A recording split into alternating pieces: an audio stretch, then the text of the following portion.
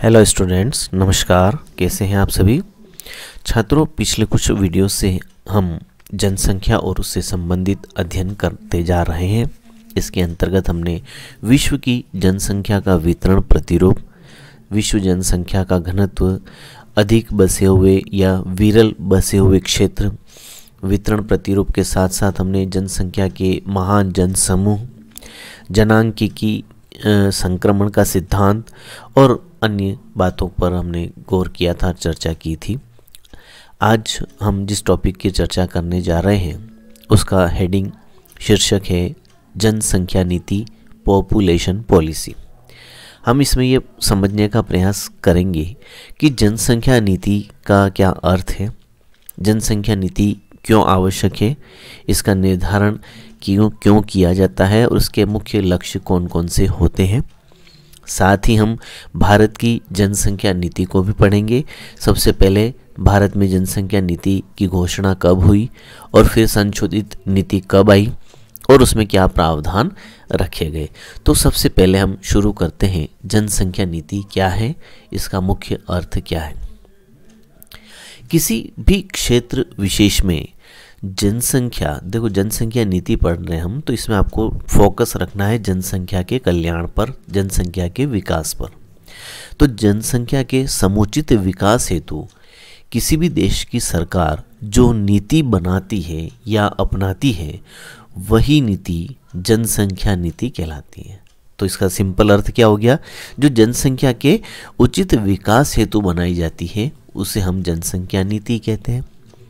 जनसंख्या नीति उस देश की सरकार द्वारा जनसंख्या वृद्धि की दर, जनसंख्या की संरचना, जनसंख्या वितरण आदि को नियंत्रित करने और देश की आवश्यकता अनुसार इनमें वृद्धि या कमी के उद्देश्य से अपनाई जाती है।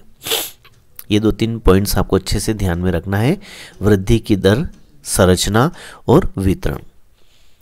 यूनेस्को ने जनसंख्या नीति को परिभाषित करते हुए इसकी ये परिभाषा दी कि जनसंख्या नीति के अंतर्गत वे सभी उपाय और कार्यक्रम सम्मिलित होते हैं या शामिल होते हैं जो विशिष्ट जनांकीय चरों मतलब आंकड़े, जैसे कौन कौन से चर हो गए, जनसंख्या का आकार, वृद्धि, उसका भौगोलिक वितरण, जनांकीय विशेषताएं, तो इनको प्रभावित करते हुए आर्थिक, सामाजिक, जनांकीय, राजनीतिक और अन्य सामूहिक उद्देश्यों की प्राप्ति के लिए योगदान करने हेतु तैयार किए जाते हैं। ये जनसंख्या नीति का सामान्य अर्थ है। अब हम आगे बात करते हैं। जनसंख्या नीति के अंतर्गत मुख्य रूप से जन्म दर, मृत्यु दर और प्रवास, ये 3 चर प्रमुख हैं जिन्हें नियंत्रित करना होता है। किसे नियंत्रित किया जाता है?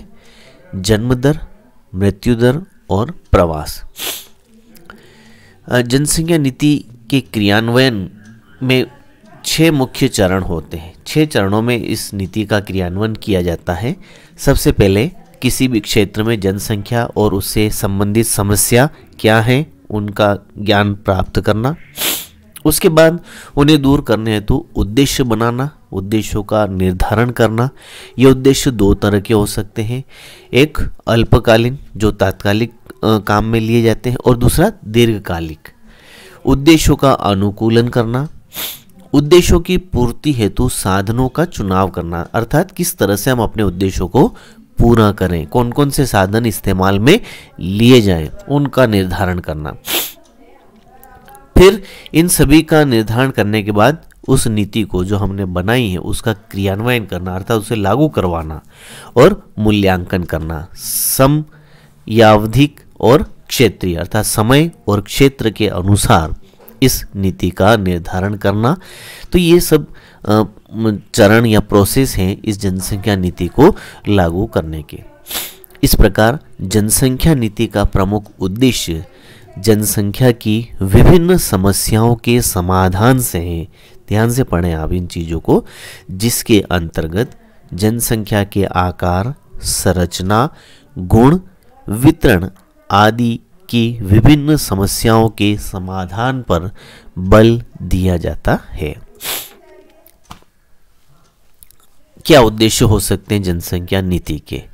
जनसंख्या नीति के उद्देश्य भी अलग अलग देशों में अलग अलग होते हैं, क्योंकि हर देश की अपनी परिस्थिति होती है, अपने संसाधन होते हैं, उसके अनुसार वो अपनी नीति का निर्धारण करते हैं। वास्तविक अर्थों में जनसंख्या नीति सामाजिक नीति का ही एक भाग होती है।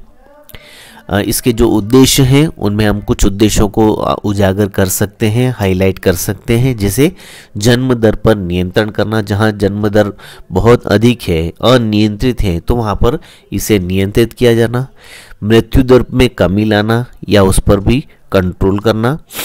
जनसंख्या वृद्धि का नियोजन करना, कैसे उसको हम रोक सकें, किस तरह से हम एक मतलब सही तरीके से जितनी आवश्यकता है उसके अनुसार हमारा जनसंख्या का वृद्धिकरण होना चाहिए।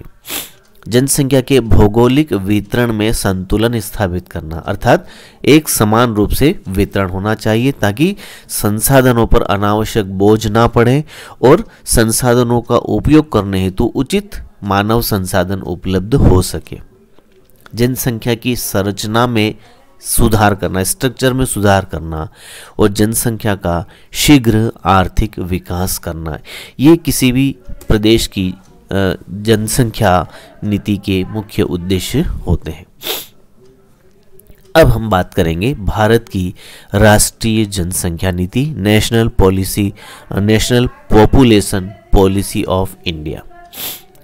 जनसंख्या से संबंधित विभिन्न चुनौतियों को देखते हुए स्वतंत्रता के बाद से ही एकीकृत राष्ट्रीय जनसंख्या नीति की आवश्यकता महसूस हुई। वर्ष 1952 में भारत विश्व का पहला देश था जिसने परिवार नियोजन संबंधित राष्ट्रीय कार्यक्रम की शुरुआत की। ये बहुत बड़ा कदम था भारत जैसे देश के लिए। 1976 में, अब ध्यान रखना, 1976 में देश में पहली बार जनसंख्या नीति की घोषणा की गई। खाद्य आपूर्ति से लेकर भूमि एवं संसाधनों की सीमितता के संदर्भ में जनसंख्या का नियोजन एवं प्रबंधन, जनांकीय लाभांश को अर्थव्यवस्था की बेहतरी हेतु शामिल करने के लिए मानव संसाधन विकास के अंतर्गत स्वास्थ्य, शिक्षा, सामाजिक सुरक्षा आदि सभी कारकों को ध्यान में रखकर राष्ट्रीय जनसंख्या नीति बनाई जाती है। आपसे पूछा जाए कि राष्ट्रीय जनसंख्या नीति को निर्धारित करने वाले प्रमुख कारक बताइए, तो ये मुख्य कारक हैं, इन्हें हम मूलभूत कारक भी कह सकते हैं। तो इन्हीं के आधार पर किसी भी देश की राष्ट्रीय जनसंख्या नीति बनाई जाती है। तो पहली बात तो हो गई 1976। अब बात आती है राष्ट्रीय जनसंख्या नीति 2000 और इसकी मुख्य विशेषताएं क्या है, क्या लक्ष्य इसमें रखे गए। परिवार नियोजन अपनाकर कुल प्रजनन दर, जिसे हम कहते हैं TFR, इस कुल प्रजनन दर को वर्ष 2010 तक कम करके प्रतिस्थापन स्तर अर्थात औसतन 2.1 बच्चे प्रति माता तक लाना, अर्थात प्रति एक माता 2.1 संतान। ये पहला पॉइंट है इसमें। दूसरी बात, 80% प्रसव अस्पतालों में और 100% प्रसव प्रशिक्षित व्यक्ति द्वारा करवाना। भारत में गरीबी, अशिक्षा और बेरोजगारी और इस तरह के कई ऐसे कारण रहे हैं जिसमें लोग अस्पतालों तक नहीं पहुंचते हैं या प्रशिक्षित लोगों से प्रसव नहीं करवाते हैं, जिसकी वजह से मातृ मृत्यु दर और शिशु मृत्यु दर काफ़ी बढ़ जाती है। उसी को रोकने हेतु इन्होंने प्रसव को अस्पतालों में करने हेतु निर्धारित किया, ये लक्ष्य निर्धारित रखा।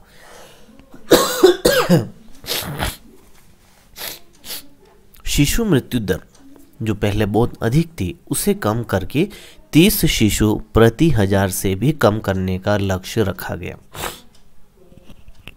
मातृ मृत्यु दर को भी 100 प्रति 1 लाख से कम करना, अर्थात प्रति 1 लाख महिलाओं पर 100। सभी जन्म, मृत्यु, विवाह और गर्भधारण का पंजीकरण कराना और टीके द्वारा रोकी जा सकने वाली बीमारियों के बचाव हेतु टीकाकरण करना। तो इस बिंदु को हम शॉर्ट में कह सकते हैं पंजीकरण एवं टीकाकरण कार्यक्रम। विवाह की उम्र लड़की के मामले में 18 और लड़के के मामले में 21 वर्ष, और कोशिश ये भी है इसमें कि 18 वर्ष तो एक मतलब लिमिट है, इससे पहले तो कर ही नहीं सकते, लेकिन कोशिश ये हो कि वो 20 साल के बाद ही विवाह करें।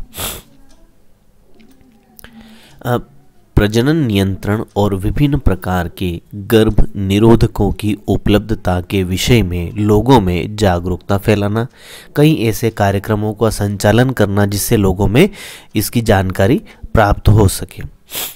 परिवार नियोजन और परिवार कल्याण से संबंधित सामाजिक क्षेत्र कार्यक्रमों के कार्यान्वयन पर जोर देना।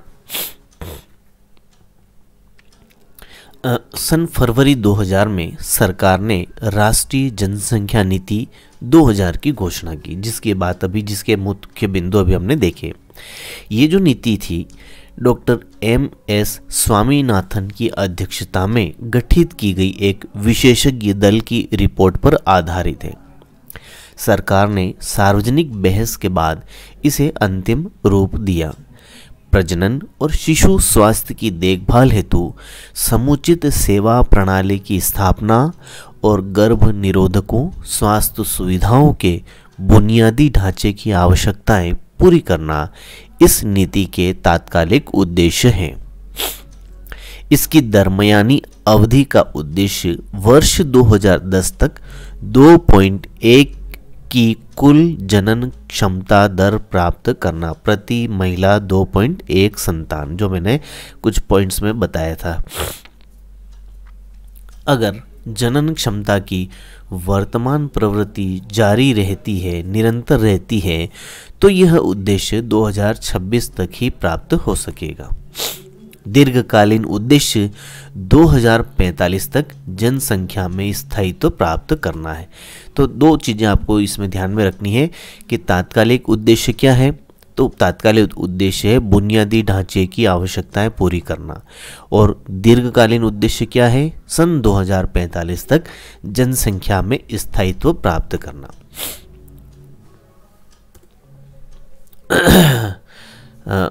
अब जब ये नीति बनाई गई तो इसके उद्देश्य हासिल करने के लिए क्या किया जाए, क्या कदम उठाए जाएं, तो इसमें कुछ बिंदु आप इसमें देख सकते हैं। 14 वर्ष की आयु तक स्कूली शिक्षा निःशुल्क और अनिवार्य।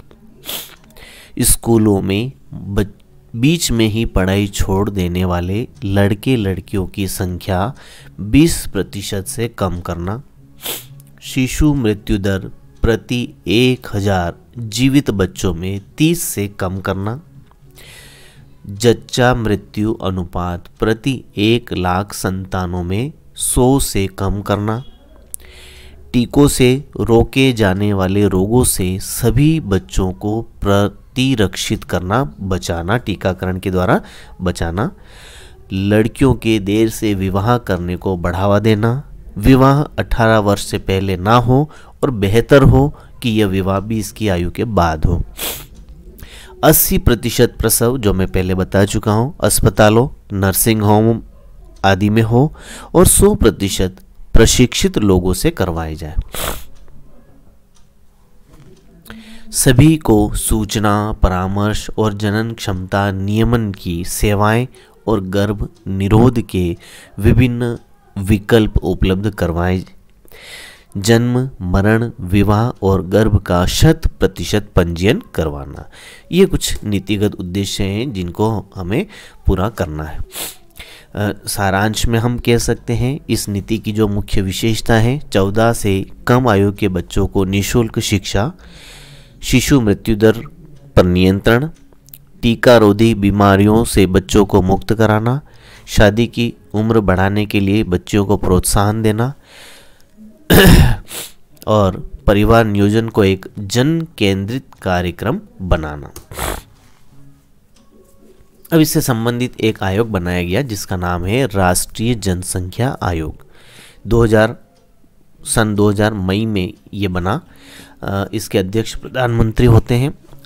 अटल बिहारी वाजपेयी के समय में यह हुआ था। आयोग के पास राष्ट्रीय जनसंख्या नीति के क्रियान्वयन से संबंधित समीक्षा करने, इसके पास क्या काम होते हैं, क्या उद्देश्य होते हैं, राष्ट्रीय जनसंख्या नीति को कैसे क्रियान्वित किया जाए उससे संबंधित समीक्षा करना, उस पर निगरानी रखना और आवश्यक निर्देश प्रदान करना कि भाई इसमें क्या सही हो रहा है, क्या गलत हो रहा है, क्या करना चाहिए।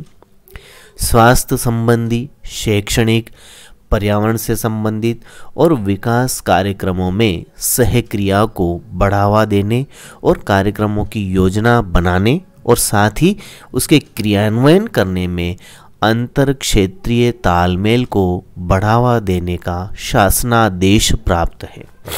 इन सभी कार्यक्रमों को ये सफलतापूर्वक करवा सकते हैं, निगरानी कर सकते हैं और अलग अलग क्षेत्रों में तालमेल बैठाने का काम है। इस आयोग के अंतर्गत the national population stabilisation fund अर्थात राष्ट्रीय जनसंख्या स्थिरता कोष की स्थापना की गई। बाद में इसे स्वास्थ्य और परिवार कल्याण विभाग को स्थानांतरित कर दिया गया। क्या निष्कर्ष है इसका? जनसंख्या नियंत्रित करने के साथ ही जनसंख्या अधिशेष का, जो बची हुई जनसंख्या है, उचित लाभ उठाने हेतु उन्हें पर्याप्त जीविका के साधन और आकर्षक वातावरण सरकार द्वारा उपलब्ध करवाए जाने चाहिए। साथ ही परिवार नियोजन से होने वाले लाभ को और प्रचारित किया जाना चाहिए। तो छात्रों, ये थी हमारी पॉपुलेशन पॉलिसी, जनसंख्या नीति। इस टॉपिक को मैं यहीं समाप्त करता हूं और अगले वीडियो में हम जनसंख्या से संबंधित प्रमुख समस्याओं को समझने का प्रयास करेंगे। इसे मैं यहीं एंड करता हूं। धन्यवाद।